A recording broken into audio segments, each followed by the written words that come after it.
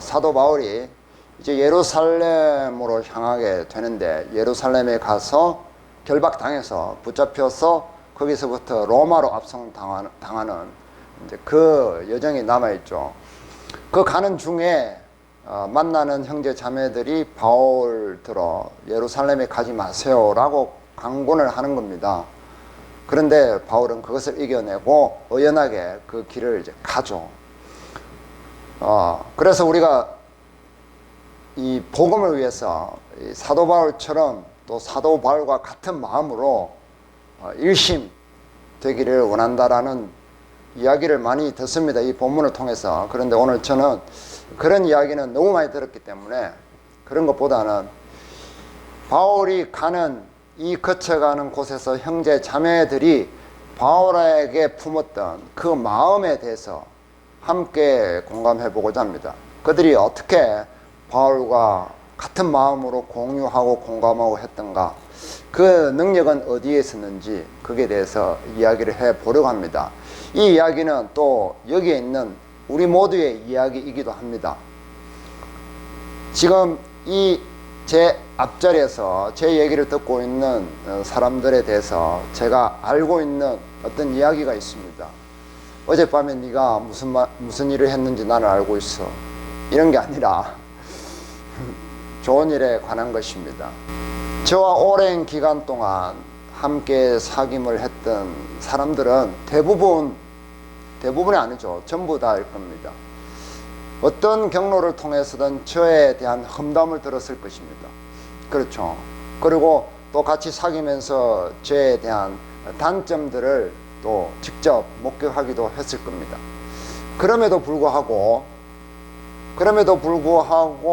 이 자리에 오셔서 저와 같이 교제하고 제 설교를 듣는다는 것은 그러한 일들을 극복했다는 방증이 또 되는 겁니다.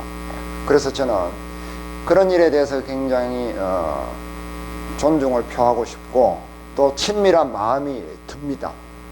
사람이 이 친밀함을 유지하는 것은 여러 가지 요인이 있겠지만 서로 단점을 보기보다는 장점을 많이 보는 것이 굉장히 중요한 요소라고 생각을 합니다.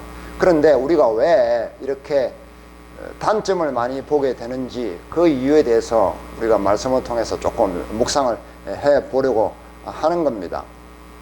사람이 친밀하지 못한 이유는 여러 가지가 있겠지만은 장점보다는 단점에 대한 목록들을 많이 가지고 있기 때문입니다. 뭐 개인적인 그 사이도 있겠죠, 그죠? 그리고 또 교회적으로나 뭐 단체적으로나 어떤 교회에 대해서 또 어떤 단체에 대해서 단점 목록들을 쭉 가지고 있는 사람들도 있을 수 있습니다. 특히 정치적으로 반대 입장에 있는 사람들은 반대 입장에 있는 사람들의 단점 목록들을 굉장히 많이 가지고 있죠. 툭 건드리면 줄줄줄줄 새 나올 정도로 많이 가지고 있습니다. 그래서 이런 단점의 목록들이 내 머릿속에 저장이 딱 되어 있다가 어떤 다툼의 상황이 되면은 본물처럼 툭 터져서 상황을 더 어떻게 만들어요? 악화시켜버리죠. 그래서 손절하게 만드는 겁니다. 왜 우리는 이런 단점의 목록들을 많이 가지고 있느냐 말이에요. 왜 그러냐면은 우리가 인식하는 이 인식의 폭이 너무 좁기 때문에 그렇습니다. 성경에서 말하는 이 인식의 폭은 좀 다릅니다. 성경에서 인식을 하는 것은 이 경험을 이야기를 합니다. 경험을 이야기합니다. 자, 우리 류현진 선수가 어제도 이렇게 선발로 나와가지고 잘 던졌습니다. 류현진 선수에 대해서 알고 있습니까? 류현진 선수를 아십니까? 아시죠? 아신다는 분도 있고 모르신다는 분도 있는데, 자, 우리는 류현진 선수에 대해서 압니다. 무엇을 압니까? 미국에 건너가서 앞에 역사는 뭐 건너뛰고 미국에 건너가서 LA 다저스에서 그 실력을 검증을 했습니다. 실력 발휘를 해서 토론토로 건너갔죠. 한 3, 4년 전에 엄청난 연봉을 받고 이적을 합니다. 그런데 두 시즌은 잘했습니다. 코로나도 끼어 있었죠. 근데 부상이 재발해서 두 번의 수술과 두 번의 재활을 반복을 했습니다. 그게 쉬운 게 아니었죠. 그런데 기적적으로 복귀를 했습니다. 그래서 현재 3연승을 했고, 어저께 4연승의 조건이 딱 갖춰졌는데 구원 투수가 날려 먹었습니다. 이게 우리 류현진 선수에 대해서 대충 아는 것들이죠.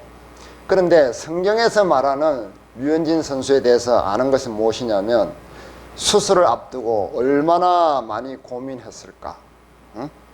두렵지는 않았을까? 재활하는 과정에서 가장 힘들었던 점은 무엇이었을까? 힘들 때 그에게 팀이나 가족은 어떤 존재였는가? 그리고 나중에 후배들이나 또 딸에게 해주고 싶은 이야기는 무엇일까? 이런 것들이 성경적으로 류현진 선수에 대해서 아는 거라는 거예요. 그런데 우리는 위에 부분, 일반적인 기사거리 정도의 내용으로 류현진 선수를 안다고 생각을 하죠. 그 인식의 폭이 굉장히 좁다는 겁니다. 우리는 이 100%의 인식이 있다고 치면은 조금밖에 내가 경험적으로 알지 못한다는 거예요. 사실은 이 인식의 밖에서 내가 안다고 착각을 하는 겁니다. 그래서 성경적으로 하나님께서 우리가 인식하는 범위는 굉장히 사실은 좁다는 거예요. 이런 좁은 걸 가지고 내가 안다라고 덤비기 때문에 많은 갈등을 만들어낸다는 거예요. 문학에 관해서 아십니까? 우리도 문학에 대해서 안다고 하지만 문학의 전문가라도, 문학 평론가라도 문학의 일부분만 아는 거예요. 다 알지 못하는 겁니다.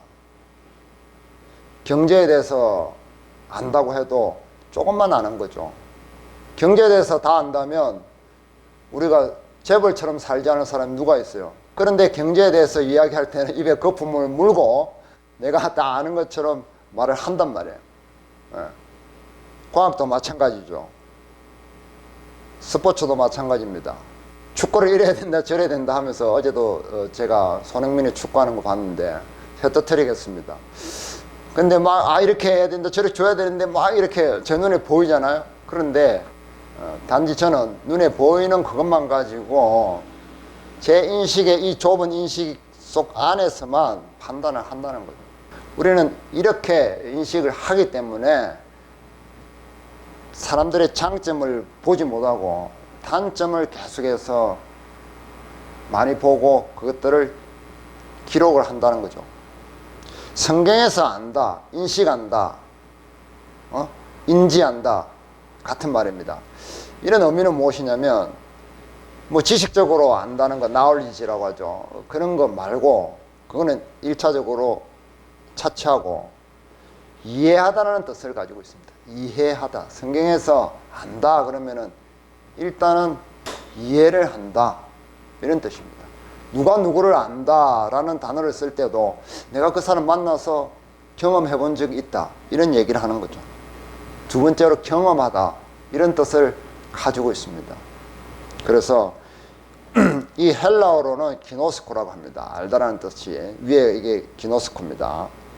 이게 기노스코 이렇게 됩니다.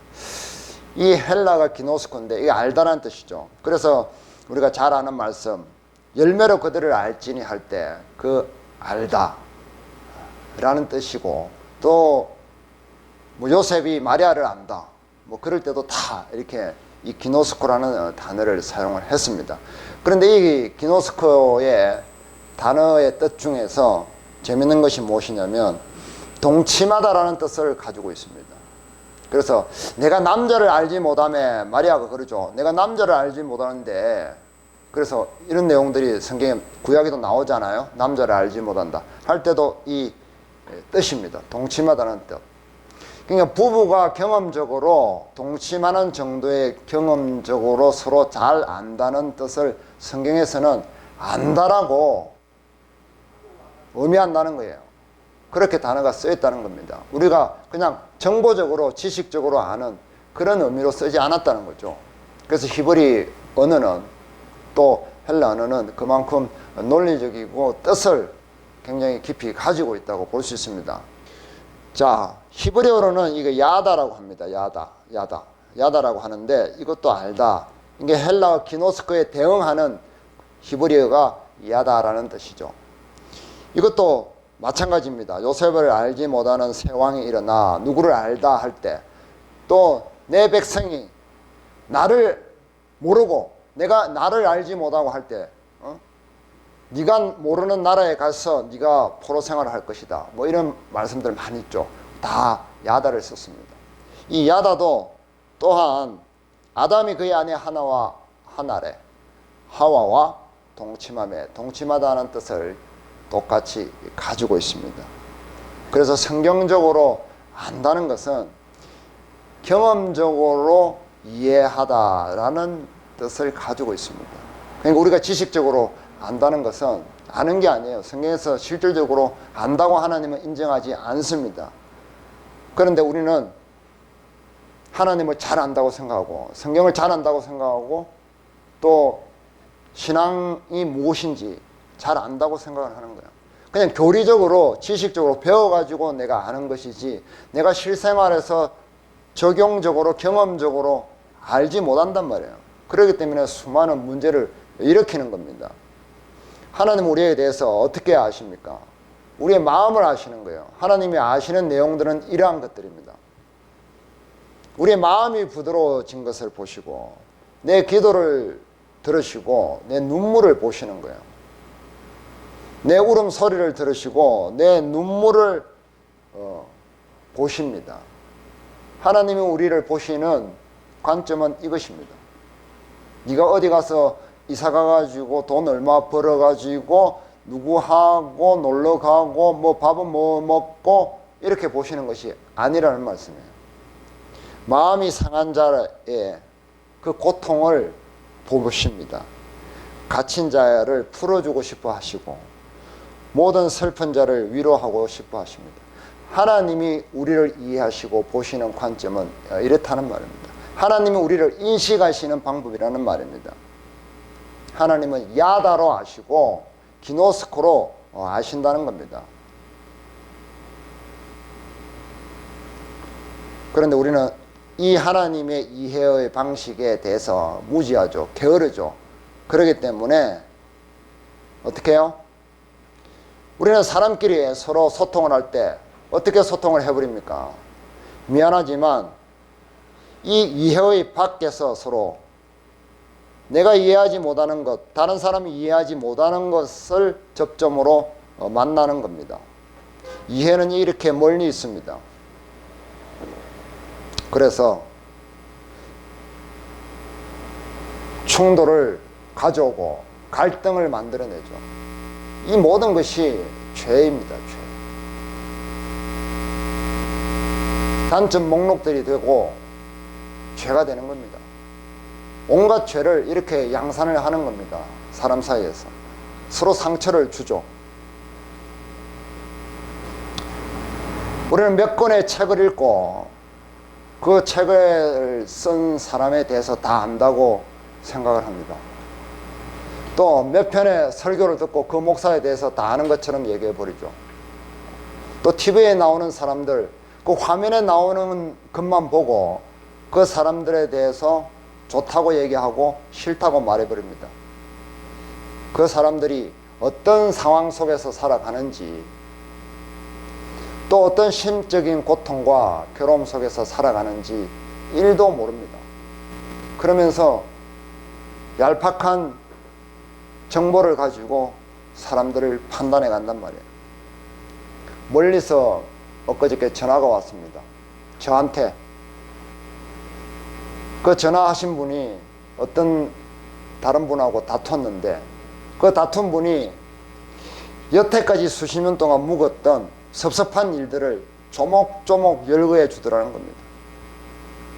그것을 열거해 주는데 하나도 반박을 못하고 반박을 하면 더 큰 싸움이 될까봐 참았다는 거예요. 그래서 우라통이 터져서 가까이 있는 사람들에게 말할 데가 없어서 멀리 있는 저에게 전화를 했던 겁니다. 때로는 외국에서도 그런 전화가 걸려옵니다. 이렇게 다른 사람들의 잘못한 것들을 조목조목 일러주는 그런 단점 목록들을 안 시켜도 녹음기 틀어놓은 것처럼 청산유수로 말을 한단 말이에요. 그런데 그것이 하나님 보시기에는 마치 이와 같은 겁니다. 제가 이렇게 가게에 손님들 중에 어떤 분들은 일하시다가 일 마치고 오시는 분들이 있어요. 또는 또 일하는 중에 잠깐 짬을 내고 오시는 분이 있어요. 그러면 작업복을 입고 그대로 오신단 말이에요. 그럼 작업복은 막 묻었잖아요. 더럽게. 이렇게 더럽게 묻었는데 이발을 하다 보면은 이렇게 머리카락이 튀잖아요. 그러면은 그 작업복 들었는데 머리카락 튄 거 닦는다고 막 이렇게 털어요. 이와 같단 말이에요. 하나님 보시기에 작업복이 더러워요? 머리카락 몇 개 묻은 게 더러워요? 음식점에 가서 마찬가지죠. 국물 하나 튀면 그걸 막 닦고 있어. 작업복이 더 더러운데. 하나님은 우리가 서로 마음으로 소통하지 못하고 경험적으로 알지 못하는 상태에서 인식 밖에서 서로 충돌하는 것을 다 죄라고 보신다는 겁니다. 그래서 이 단점 목록들을 열거를 하면은 그 듣는 사람들은 또 그 옆에서 전달받는 사람들 계속해서 그 이야기를 듣게 되잖아요. 그러면 그 사람들의 삶 속에 부정적인 영향들을 계속 이렇게 끼치는 거예요. 이게 죄가 안 될 수가 없는 겁니다. 하나님은 이러한 죄들에 대해서 묵과하지 않으십니다. 이런 죄들에 대해서 처리하시기를 원하십니다. 우리는 이런 것에 대해서 심각성을 알아야 됩니다. 그런데 오늘 우리가 읽었던 이 본문의 분위기는 사뭇 다르죠. 완전 정반대입니다. 사도 바울과 이 형제 자매들 사이는 너무나 친밀하고 친근하고 친분이 두터운 것처럼 보입니다. 어떻게 이 사람들은 이럴 수가 있을까? 아주 이 신앙 공동체의 교회의 모범 답안지처럼 서로를 잘 알고 아껴주는 겁니다. 그들 사이에 죄가 끼어있지 않기 때문에 그렇습니다. 사람이 하나님께 가까이 가지 못하는 이유는 무엇입니까? 죄가 끼어있기 때문이죠. 그죠? 사람 사이에도 마찬가지입니다. 죄가 없을 수는 없지만 그 죄의 두께가 두꺼우면 서로 불편한 거예요. 그런데 그 죄가 약해지면 사람 사이가 편안하게 되는 겁니다. 사도 바울과 이 형제 자매들이 그렇게 가깝고 친밀하고 자기 친가족처럼 대하잖아요. 사도 바울 사도처럼 대하는 게 아니에요. 선교사로서 대하는 게 아니란 말이에요. 친가족처럼 실질적으로 가정을 개방해서 식사를 대접할 뿐만 아니라 얼마든지 묵을 수 있도록 방을 내어주는 겁니다. 그들도 분명히 교회 안팎에서 사도 바울에 대한 험담들, 단점들 들었겠죠. 또 경험했겠죠. 안 했겠습니까? 야, 사도 바울 있잖아. 바나바와 다퉜다며. 너무 심한 거 아니야? 마가를 이렇게 리젝트했대. 돌려보냈대. 그러고 자기가 되는 것처럼 베드로 사도한테도 막 이렇게 충고하고 막 그렇게 했다던데 그건 너무 오버 아니야? 이런 얘기 들었을 거 아니에요. 바울은 예수님 진짜 제자도 아닌데 사도를 사칭해가지고 돈벌이 한다더라. 꼰대다. 이렇게 융통성이 없다. 안 통한다. 그리고 우리 유대인들을 좀 차별한다. 오히려 이방인들을 좀 이렇게 높이고 유대인들 차별하고 또 율법을 경시하고 율법을 안 지킨대. 이런 얘기 들었겠죠. 안 들었겠습니까? 분명히 들었을 것입니다. 그런데도 그들이 이 사도 바울과 굉장히 이렇게 밀접한 관계에 있을 수 있었던 이유는 그들이 바울에 대한 장점의 목록들을 더 많이 가지고 있었기 때문에 그렇다는 말입니다. 그 단점이나 험담들을 넘어섰던 거죠. 그들이 알았던 사도 바울의 장점 목록들입니다. 사도 바울이 뭘 했는지 정확하게 알았던 거죠. 한마디로 개고생을 하고 자기 자신을 높인 것이 아니라 낮추었고, 돈을 뜯은 것이 아니라 오히려 돈을 써가면서 목회를 했고, 자기가 강하다고 자랑하지 않고 약한 것을 자랑했고, 엉뚱한 소리를 삑삑 해댄 것이 아니라 참말을 했다는 거예요. 그런 것들에 대해서 정확하게 알았고, 그들은 이것들을 기록되어져 있었던 것입니다. 그들의 머릿속에. 장점 목록이 많은 사람들은 바람 한 올에도 거기서 생기를 느낍니다. 또 동물들이 지나가거나 동물들이 보이면 그들이 무슨 말을 하는지 귀를 기울여 봅니다. 관심을 가진단 말이에요. 공기 한 모금에 대해서 의미를 부여하는 겁니다. 꽃들이 피고 나무가 푸르르면은 그것이 나에게 무슨 말을 하는지 들어보려고 하는 거예요. 그게 장점의 목록이 많은 사람들의 특징입니다. 그런데 없는 사람들은 그런 것에 생명에 둔감합니다. 기계적으로 변하고 굉장히 따지고 들고 그런 것이 발달되는 거예요. 이 장점 목록이 많은 사람들은 이 자연의 조그마한 현상에도 굉장히 소중함을 느끼는데, 하물며 사람과 하느님의 말씀 앞에는 어떻겠습니까? 굉장히 민감해지는 겁니다. 우리가 구원받고 신앙생활을 하는데, 이 구원은 어쩌면 하나님이 나에게 최고로 좋은 일을 하신 것에 대한 발견입니다. 그렇죠? 어떤 좋은 일을 하셨습니까? 하나만 이야기해 봅시다. 구원받을 때 우리가 하나님이 나에게 선한 일을 하셨다고 생각한 가장 중요한 것이 무엇입니까? 이런 거죠. 만약에 이 밖에 대로변이 있잖아요. 차가 다니는 지금 4차선 대로변인데, 저기에 팬티만 입고 나가서 딱 5분만 서 있으세요 라고 하면은 서 있을 수 있습니까? 못하죠. 어떤 핑계를 대거나 어떤 방법을 동원해서라도 절대 안 하려고 할 겁니다. 그런데 예수님은 팬티도 안 입고 벌거벗은 채로 십자가에 매달려서 6시간 동안 수치를 당했습니다. 이것이 예수님이 우리에게 최고로 좋게 하신 일입니다. 6시간 동안 예수님이 그렇게 벌거벗고 십자가에 매달려 있을 만큼 우리의 부끄러운 수치가 많았다는 것을 의미하죠. 우리의 수치는 그렇게 많은 거예요. 우리의 죄는 그렇게 심각했던 겁니다. 예수님이 6시간 동안 벌거벗고 수치를, 부끄러움을 당할 만큼 우리는 그 정도 부끄러운 죄를 가지고 있다는 뜻입니다. 최소한. 그것이 하나님이 우리에게 착하게 하신 일입니다. 그것을 발견하는 것이 우리의 구원의 시발점이죠. 그리고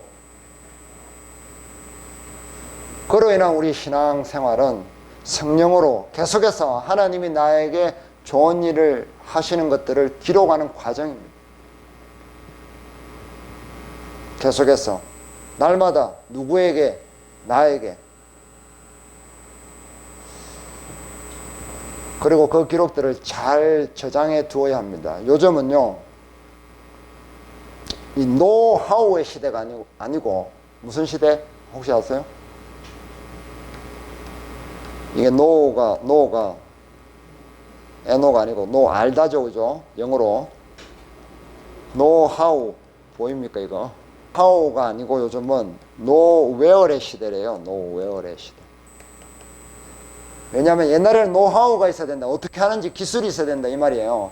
근데 지금은 정보를 잘 저장해 둬야 된다. 하도 정보가 많기 때문에 딱딱딱딱 저장을 잘 해놨다가 필요할 때 적재적소에 착착착 꺼내서 잘 써야 된다.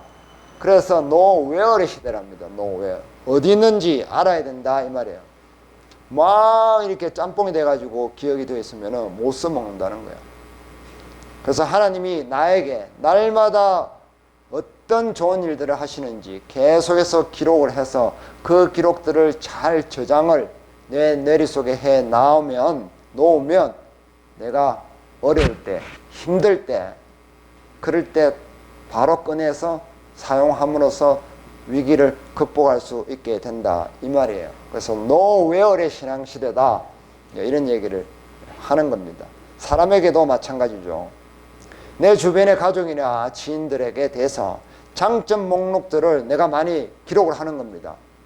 기록을 해서 그것들을 잘 저장을 해 놓으면 그 사람과 사이가 안 좋을 때 그 목록이 탁 튀어나와서 그 사람의 단점들을 탁 덮을 수 있게, 그래서 좋은 사이가 될 수 있는 그런 여유를 가질 수 있습니다. 저도 그런 경험을 한 적이 있습니다.